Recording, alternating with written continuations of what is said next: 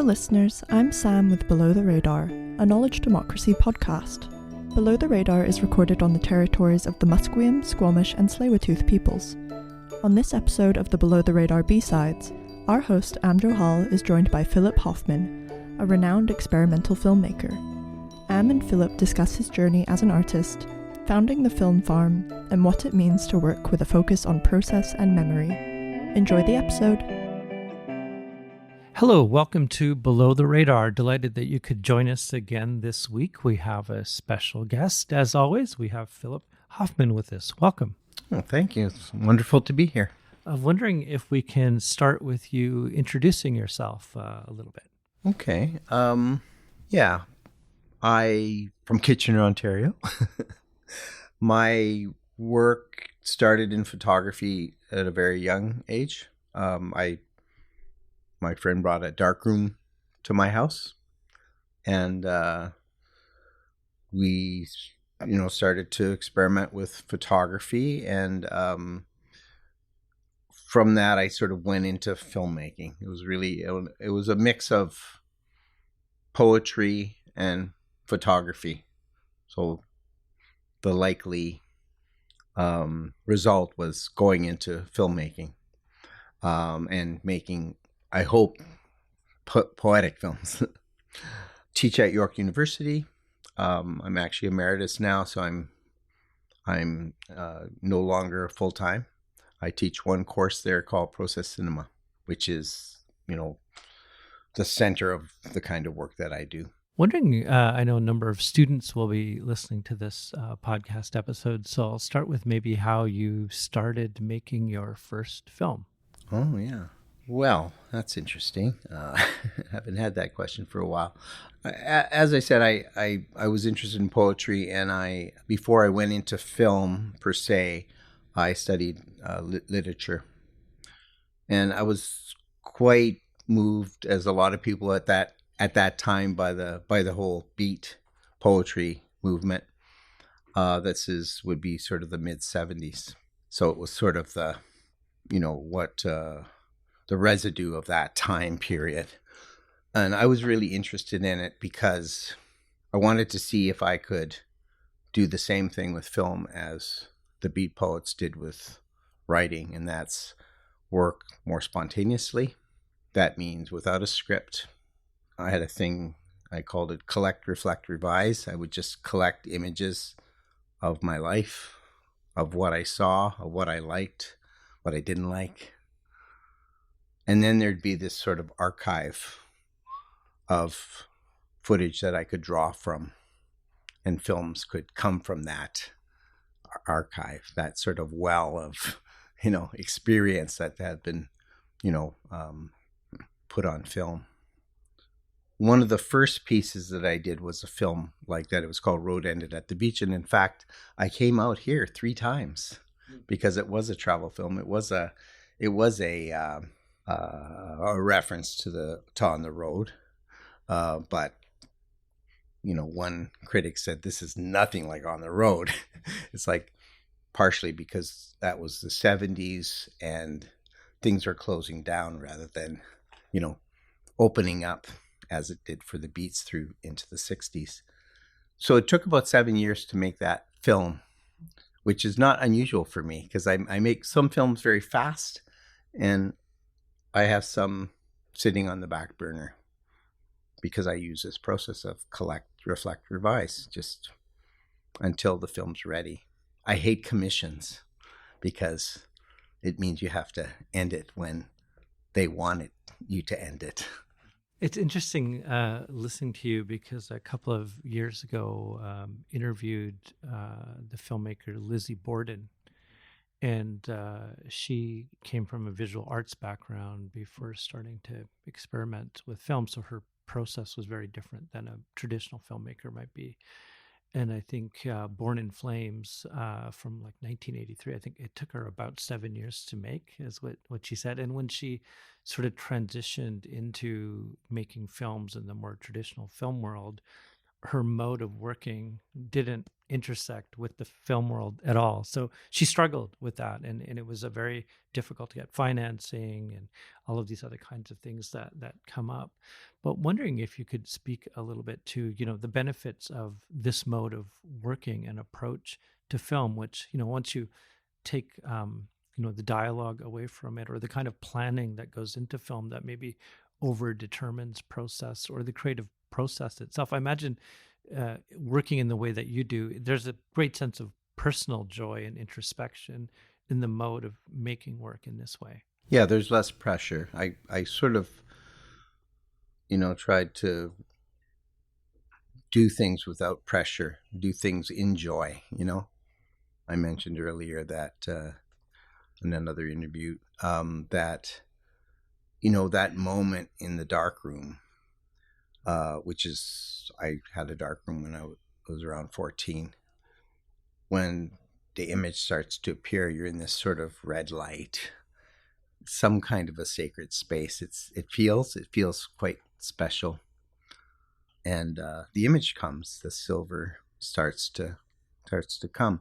And that sort of the excitement of that moment is something I tried to maintain through the rest of my film, so that if it's planned, then I don't get that excitement. So, and it's something that I think is a process where you're in partnership with the world, because you're not trying to control it. The script tries to control the world in a way. I mean, unless it's a John Cassavetes film, or, some films that are shot or without scripts. Yeah, so I think I was working in that way, and I sort of came out of the photography work with that sort of process of working as I went into filmmaking, mixed with the literary, references that I mentioned. Mm-hmm. You're here at SFU to screen some of your work. You've clearly inspired students that you've taught, other people who are in faculty like Chris here. But I'm wondering if you can speak maybe to your own influences, because in working in this, highly unique way, very different than other filmmakers, were there other people's work that you could draw on for inspiration or to reference? You mentioned the beats in terms of writing, but in terms of the process of photography and film, were there people that you were particularly looking to? Quite early on, I think Jonas Mekas was important for me. He's a diaristic filmmaker. Passed away maybe about 4 or 5 years ago. When I was a film student, I was walking up the steps of the Art Gallery of Ontario to the autobiographical film conference. Who's beside me is Jonas Mekas, and he has a shopping bag, and I have a quick word with him, and he says, I keep my Bolex in this shopping bag because no one's going to rob me. Of course, he comes from Lithuania, and, he had quite a journey to come to Canada. My mother's side of the family is Eastern European as well. And but Mekas had this idea of, collecting images daily, and then films come out of that. And I think was a really important influence for me. But I have all kinds of other influences, not just experimental film, I think. Although definitely those trying to push the boundary, like Chris Marker, Sans Soleil is just an amazing film. And so I think with that, I started to work with the idea of memory, in film. So if you're collecting images over a long period of time, you have this sort of concrete form of memory. And so you have to kind of turn that into something. It becomes something different.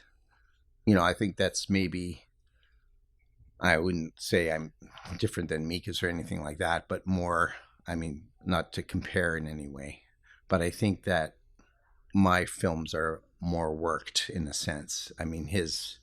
A lot of Mekas's diary films are of an event, and it's beautiful capturing of that event, a meeting of a friend, but it is the images of everyday life, and I think that's That's sort of where it starts. But those are a couple of the early influences, Mikas and Marker.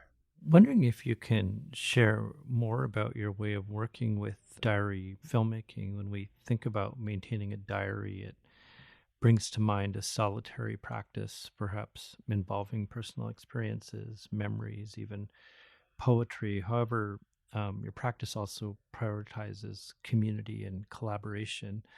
Is there a relationship, an overlap, or a tension between these approaches as you've evolved your own practice? Yeah, I think it's solitary, but it's I connect with people while I'm making the films, and I connect with people in the making of the film. So I have people involved in, whether it be through feedback or through being a part of the filmmaking process. I like to collaborate with people. Often I've collaborated with students that are in my class, past and present. I just find that kind of exhilarating, like the whole what other people might do. So I think when you kind of relinquish some control of your films and you're open to that, then it makes room for other people to sort of have a input in what you're doing and an influence. So I'm excited to work with people in my diaristic process because I'm interested in collaboration and community. So it's a different kind of diary than the, like a Marcel Proust. You've worked inside the university art system as well as outside of it in non-academic mentorship roles. I'm wondering if you can speak about the benefits and drawbacks of working with younger artists within and outside of academia, and also, I guess, in the generation of work together or collaboration, or the ideas that you get back from students, how it informs or inspires your own practice, this relationship to being with students both inside and outside the academy. Definitely. I definitely like to work with, like, the people that I teach. There's always some that become close friends. I can't say it any differently, so that makes collaboration a lot easier rather than this thing of that I'm their mentor only, and that changes over time. And if they become close friends, I'm always being influenced by my students and my collaborators. I think it still just goes back to that thing of not wanting to have control, whether it be with the things that happen in the world, that I'm not trying to pin down something for my camera, but usually something that I film will tell me something new. Some experience will tell me something new. So I think, I'm trying to think of where I learned that thing of trying to be open. I'm not sure. I wonder if we can speak a bit of your work, a few that you did earlier in your career: On the Pond, The Road Ended at the Beach, Destroying Angel from 1998. I'm wondering if you could speak to some of this work, and as well as some that you'll be screening tonight.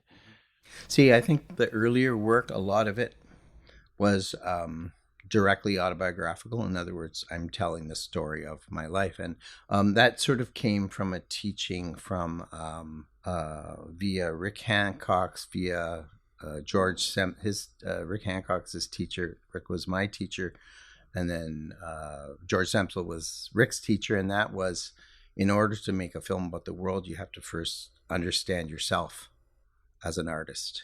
And so autobiography is a good place to start with that, even though student autobiographical films can be horrendous because you're kind of dealing with ego and things like that. So you take that plunge into autobiography at the beginning, and then you kind of can, you can let that go a little bit. But you understand that, the importance of, you have to deal with your own perspective. You have to weigh that, and then you can kind of deal with other people. So I think that was an important thing for me. On the Pond, Road Ended at the Beach, Destroying Angel, those are all films about my life. And Destroying Angel was a film that I made with Wayne Salazar, who I became friends with. I met him at a film festival, and he was living in Hawaii, and he then came to Canada to visit me at the farm, and we started to work on a film. He had AIDS and his HIV, and we thought that, we could make a film, about this. So it became a personal film for him, and then I also had an investment in it, because my partner, in the middle of making this film, suddenly passed away of cancer. So the film's about loss. It's about trying to deal with the loss. It's a film I made quite a while back, so it sort of takes me back. But I think there was an importance for me in making, autobiographical films about not just my own personal stories, but other kinds of issues that sort of came into the film. So I think when you're making an autobiographical film, it can be surprising, because you're dealing with the things in your life, but as we know, lots of difficult things happen in our lives, and maybe I think it's an important thing to do, to process in some ways, but then sometimes maybe it also needs to be left alone, and you need to deal with it sort of in other ways. So I had gone through that, and I'm still working in that personal way in some films. A lot of the films that I'm showing tonight are short films, and they're more formal and poetic in nature, and not as directly autobiographical. So I've sort of come through. I started in sort of autobiography, and then the more recent films are fit more into the experimental. Once again, you're working with analog film, and having a very unique approach to filmmaking in this digital world, and so how do you negotiate that tension in the making of work? You probably use digital from time to time in your own way, but in terms of your own method.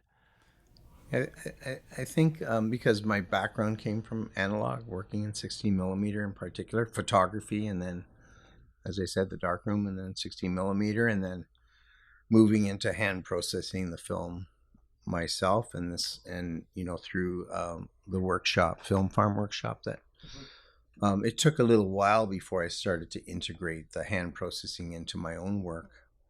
But I think that the analog is something that people now want to, especially young people, are interested in it, because you kind of, and I said, you get a kind of a hangover of, the digital world. You're looking at your phone all the time, and so when young people, I remember bringing a young class into the dark room, undergrad class, and with the red light, and we're all kind of working on this developing of the image, and then they start singing as if it was like a campfire. And so that's a interesting kind of community building exercise, and so I think that's part of the reason why I kept going with the analog is I could see what was being lost in the digital, in the communities. I know there's online communities and all that, and that's all has a value, but I think that what can be brought out of analog to, sort of revitalize maybe the digital. Maybe we moved too fast into the digital age without considering the strengths of the analog world. And, that is about touch and that is about community. Mm-hmm, mm-hmm. I'm wondering if you can speak a little bit more about the film farm workshop. And I guess I have the additional question just around the resurgence of ecological forms of photo process. We actually have a musician in town, Taran Nair, who's he does a project called Modern Biology, where he's plugging probes into mushrooms, and as they're going through their processes, they're making music, and so it's so interesting in terms of these forms of experimenting with processes. Film Farm started as that it would be a place to go for filmmakers to spend time in a kind of a bubble, away from, especially in the film industry, it can be pretty competitive. So how do you build community? Well, you put people together on a 50-acre farm, and with 3 dark rooms in the bottom of the barn, and 2 screening theaters, one upstairs and one downstairs, and living together and eating together, and spending time together in this kind of bubble. Often people come, it's a kind of gift to themselves, because maybe they have kids and they don't have to have, their partner takes care of that. Or sometimes people who have sort of gone into the industry. Shirvanas Krishna made Masala. He was one of the first graduates, let's say, of the film farm. Feature filmmaker came to work in analog and, make films in this very direct way of hand processing the film yourself and touching it. It always was important for it to be a community building experiment, as much as it has been a kind of return, let's say, to the analog. Other things about the film farm, in its years, it's developed out of, we used to process with the usual photochemicals. When we started in 1994.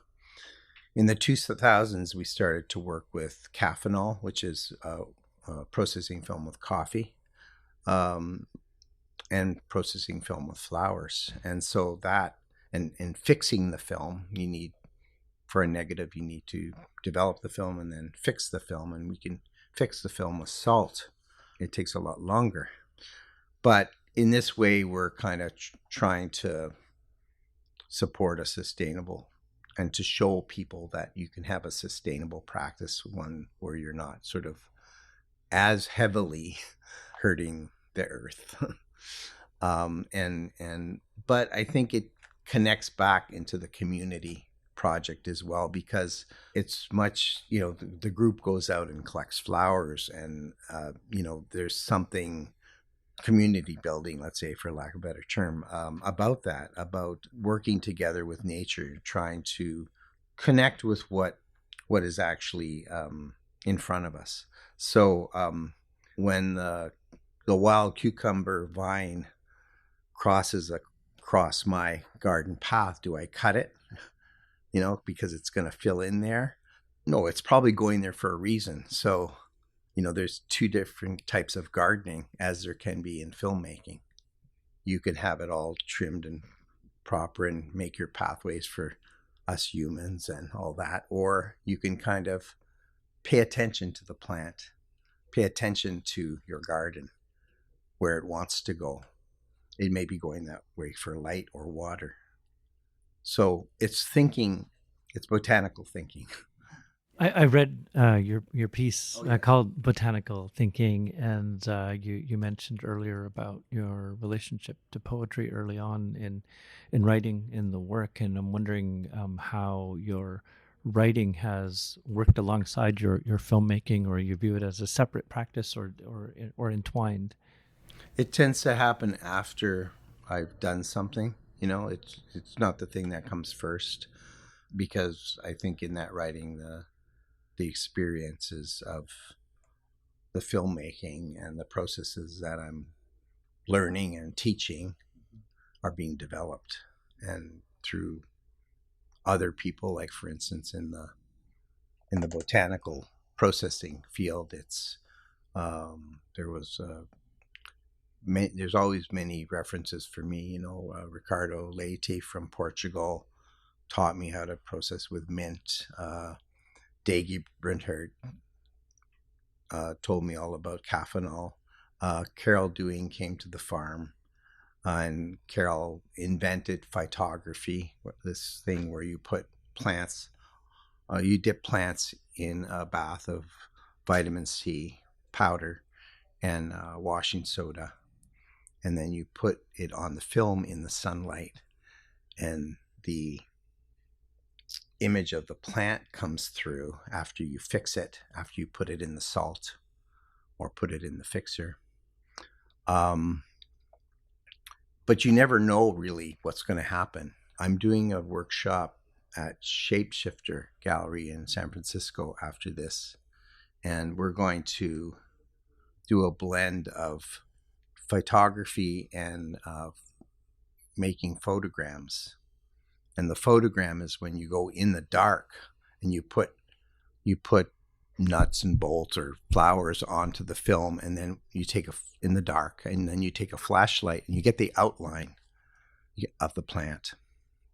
Kind of figured out a way to blend the two processes, and it's kind of a conversation between, let's say, Man Ray, who did these kind of photograms, which I sort of see as the body, because it's the outline of the object that comes out, and the soul, which is the phytogram, which is you never know what the flower is going to give you, because you don't know exactly how that.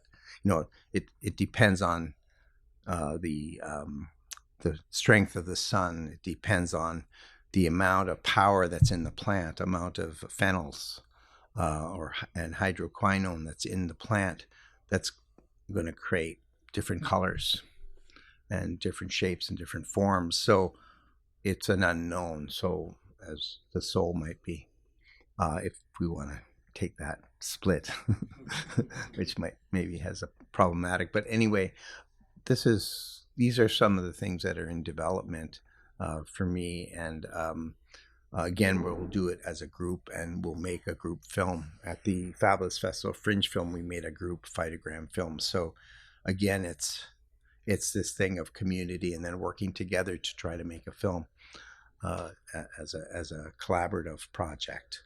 That really helps to fuel my work, because I learn things through that, and in the collaborations, and people bring to those. Everyone brings different things to that, to those community projects. Yeah, you don't strike me as the retirement type. As you say, Professor Mary teaches once a year, and you've been making films for decades. Well, I just did that to get out of administration. Yeah. Right. Well, decide the university. That's good. yes, and for health reasons. And I was over 65. So. Yeah, and you've had a chance to collaborate or be around people like Peter Greenaway and all of that. I'm wondering if you can speak a little bit to the reception of your work outside of Canada. You mentioned Lithuania and other places, but it seems that your work has resonated with people globally in different places, in different times, and wondering how that's enriched your practice or your relationships with other filmmakers through travel and circulation, going to festivals where you found people that you're equally inspired by or learn from. Yeah, I mean, it's part of the journey to me. It's like, I sort of look more forward than back, but that was a great thing for me, an opportunity to. I'd met Peter Greenaway at Grierson Film Conference, which was held in Brockville that year. It had been held in Niagara-on-the-Lake, but it was a seminar, a week-long seminar where like-minded, and not like-minded people got together to look at documentary film. And the curator at the time was Bart Testa, a prof at U of T, and he brought Greenaway and was sort of the, let's say, the keynote of the seminar. And like, Greenaway had made anti-documentaries, so it was quite radical. And then I had sort of made diaristic films at that time. And Greenaway was interested in the way that I was, such a low budget, was making these sort of what he called poetic films. And so I was speaking to him, and he had the Zed and Two Knots was going to be made, and I just asked if I could tag along, with my Bolex. So, that was sort of, let's say, if there's a break, that was the break, because that film did well. It actually had a Genie nomination, which, even though I'm not in that world, it helped. It helps you get money for another film. It helps you, to meet people and so on. So it's kind of the luck of the draw. It's sort of like these things happen, and you just have to sometimes accept it and say, oh, geez, I am blessed in this moment. Yeah. So I don't know. So it's kind of hard to go into other things, but they do. It is like a journey. I just see it. I never know where I'm going to go, but you're kind of drawn to certain places, or places sort of draw you in. What's happened with the Film Farm now is because we've gotten known, and I should mention, Film Farm isn't Phil Hoffman. It's Tara Long from Vancouver now, Chris Harrison from Ontario, Rob Butterworth from Ontario, Deirdre Logue from Ontario, and Scott Miller-Berry.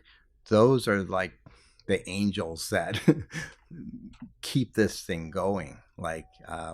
It is, again, as you could imagine, how I'm talking about collaborative processes. It's the same thing with the Film Farm.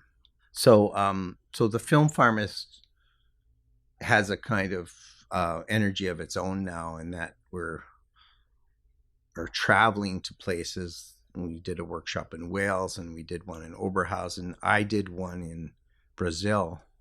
And so that one coming up in San Francisco. And so that I'm sort of taking along with that, and showing my films in those times as well. So that is sort of a new thing. I sort of stopped pretty well sending my films into film festivals, because I think with the digital proliferation of, art film, it's very competitive. There's so many films. I don't know how the curators do it, but you really get depressed. It's a little bit like Facebook. It's like, so I've just started to say, well, I've got these films, can I show them to maybe someone, a friend of a friend? So it becomes part of, I think, what I feel is something that I think happened in the 60s, which is this kind of idea of living cinema, where, you meet someone and you trade films. I talked about Anna Atkins, who invented the cyanotype in the late 19th century, and was a woman botanist who got into photography. She made cyanotypes on books, and she gifted them to people. And I think this is part of what this whole flower developing movement is fueling. There's all these terrible things happening in our world, and maybe a place to start is just what can you do within your own community, that brings in a lot of aspects like, activism and that kind of thing that's so important. So anyway, I'm rambling. Pull me It's back. great that you mentioned Yeah. Peter Greenaway. He taught for a number of years at European Graduate School in Switzerland, where I would attend in the summers. But he wasn't there the years that I was there. But he was a legendary presence, of course. Wondering if you could share a bit. What are as you make films in the future? What are the films that you still want to make that you haven't gotten to yet? Well, I'm just totally excited about the flower processing because every flower has a different technique. The way that I like to work with it is I like to keep the plants right in the developer while the film's developing. So you're processing it in buckets. So the actual textures of the plant become marks on the film. And so every different plant creates different textures. Is this pointillism in painting, or is this scratching in painting, or so it's very exciting places to go formally with the flower processing. But I'm also continuing my autobiographical work, and I have a film that I have been making for since about 2007 about my uncle who was a great accordion player and pool player and lived on the street in my hometown of Kitchener. So we had been collaborating on a project. He died just before COVID came in, which maybe was a blessing because he was so intensely afraid of disease and germs and things. He was an undiagnosed schizophrenic who would never want to go to a doctor. And he lived on the street. So anyway, that film is something that I've made a number of versions. It's feature length. I finished a number of versions of it, but I can't release it yet because the moment I release it, then I stop the conversation with him because I have a huge archive. And so there's also family, with autobiography, there's also family issues. So I'm just keeping it on the back burner. I'm using it for but I also want to show the world this life. So like when you make films and you have a producer and you have to get this done, then you have to get it done. But when you don't work in that way, you can let a film sit for 10, 15, 20 years. Now it's going to be in 3 years, it would be 20 years. I'm working on it. When the process is more important than the product, there's no problem. So I can still show it to my friends and have discussions and learn from it. And yeah, it's sort of this question also of film's relationship to its audience. Who's the audience, the extent of it, the distribution of it, how it can be read, all the ethical questions that come up in the process. Yeah, the ethical questions around this, a man who lived on the street are big, and on the one hand, it's like, this is a very unique perspective because of our relationship.